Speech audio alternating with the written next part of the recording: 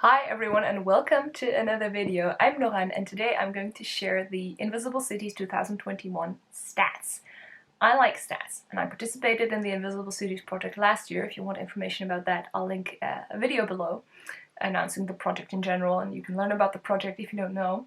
So I figured at the end of the year I wanted to collect information from people so that I could see what did people like, what did people not like, what countries did they end up reading, etc, etc. So I sent out a survey, shared a survey I should say, and some people filled it in.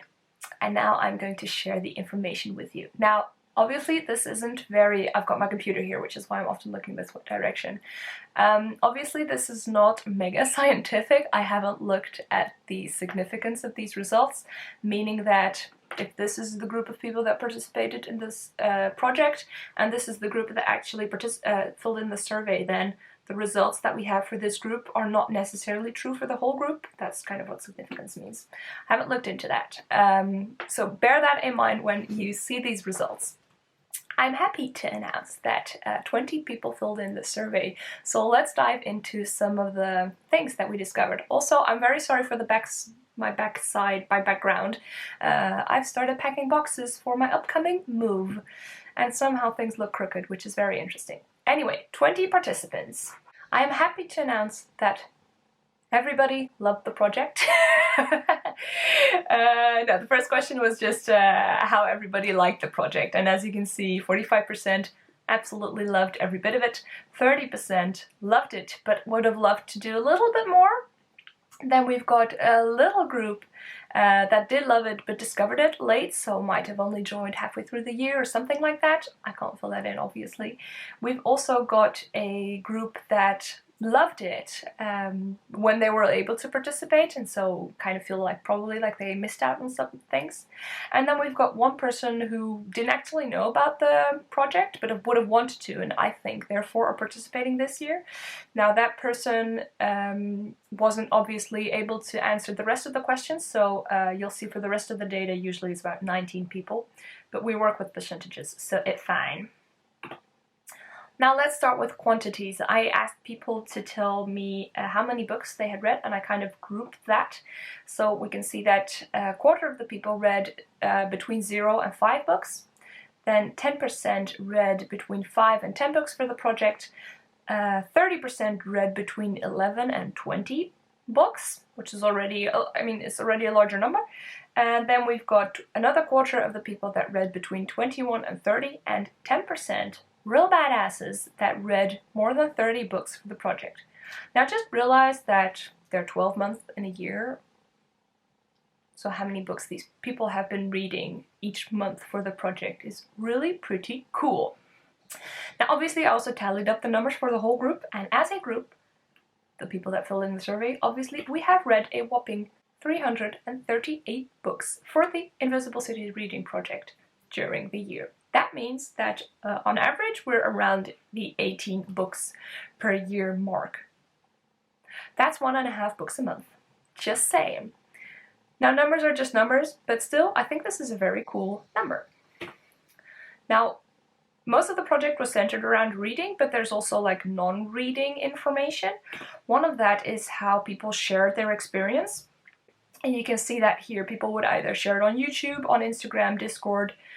They would talk about it on Storygraph or Goodreads. They would talk about it in a reading journal, or, well, as you can see, no one did it in a blog, but still, blog would have also been an option. Now, most people did more than one thing. That's if you tally up these numbers, you'll get more than 19. You see that 3 people did not share anything at all and really just kept it to themselves. And then we've got 4 people that shared on YouTube. I'm one of those. We've got 6 people that shared things on Instagram, also 6 that filled in stuff in a reading journal. We've got 5 people that shared their experience on Discord, and then the majority, 9 people filled in like a review or something on Storygraph or Goodreads. And I think that last one is pretty cool because also people that are not aware of the project or not aware of you personally will also be able to see what you've thought of a certain book. So I think that is pretty cool. On Discord we were also able to, when people found out that they were going to read the same book, do a buddy read. And as you can see in this graph, approximately a third of the people ended up doing that. I'm surprised because I would have expected this to be more, because Buddy Reads is a part of the Discord that meant that when there was stuff going on, it was often people talking about a buddy read that they did. So therefore I thought that there were more people buddy reading, but still, a third is still really nice. Obviously, I would encourage everyone that didn't do buddy reads to maybe try it out next year. Talking about the Discord, I also asked people to tell me about how they participated, or how much, I should say. The majority do participate in the Discord, but don't really say much, but still do sometimes say something. Then we've got a group, 31.6%, that is on the Discord, but really only read other people's stuff. Those people are called lurkers. I'm not judging, just to make sure, but I think it's pretty cool that even though you're only reading other people's comments, you're still reading. I mean, it's not that you completely don't care, or so still pretty cool. And then we've got 15.8% of the people that are a active member. I'm one of those. Maybe spam a lot. This is also kind of related to reading. These were still activities related to, hey, I did this on a book, with a book, for example. But we've also had other activities that people did. So movies, documentaries, food, or music. And here you can see what everybody ended up doing. 9 people watched movies, 3 people watched documentaries, then we've got 12 people, that's more than half, just putting it out there, that made and or ate the food, some food, and we've got 7 people that listened to music.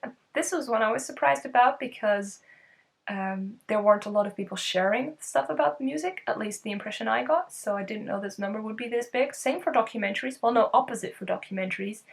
I got the impressions that were shared more, so I would have thought this number would be larger.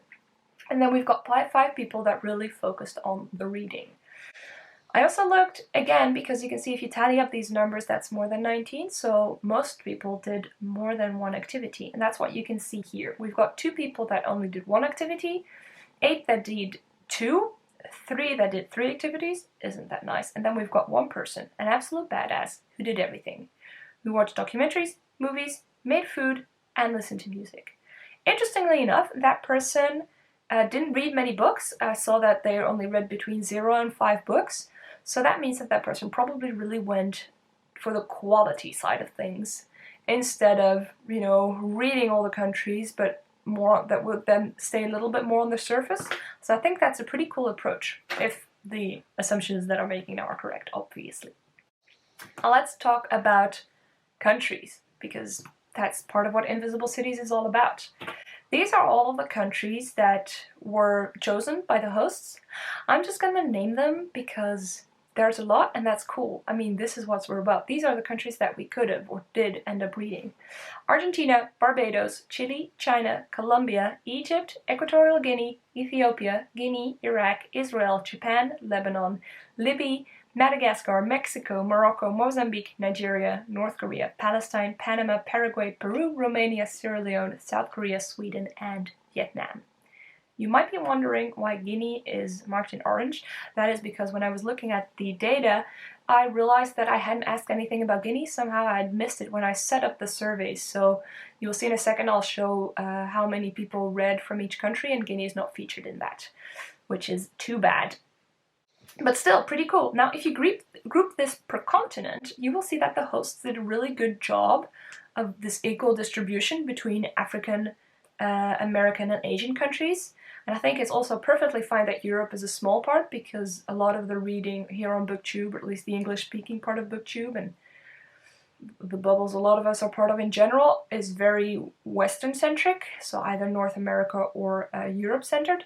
So I think it's good that Europe is a smaller part, and it's pretty cool that Africa and Asia there were equal amount of countries for both. In America, then probably just 1 country less. And you will see in a second how many people, what that meant when you look at the countries that were actually chosen, how the distribution is then. Here we see how many people read 1 or more books for that country. Note that this is people, so it is very possible that the 4 people that read Paraguay read 10 books from Paraguay. And Japan, maybe the 15 people that read something from that country only read one book. So this doesn't say something about the number of books. But let's just go through it real quick. We've got 15 people that read something from Japan, 13 that read something from Morocco, China, and Vietnam, 12 for Argentina, Mexico, a big group, 11 people for Colombia, Iraq, Madagascar, Romania, Barbados, Palestine, 10 people read a book for Egypt, North Korea, Nigeria, Chile, or Sweden, 9 people read a book from Libya, Equatorial Guinea, or Lebanon, 8 for Mozambique, Ethiopia, South Korea, and 7 for Peru, Israel, Sierra Leone, 6 for Panama, and we've got 4 people that read something for Paraguay. I think, based on this, we should give Paraguay some love.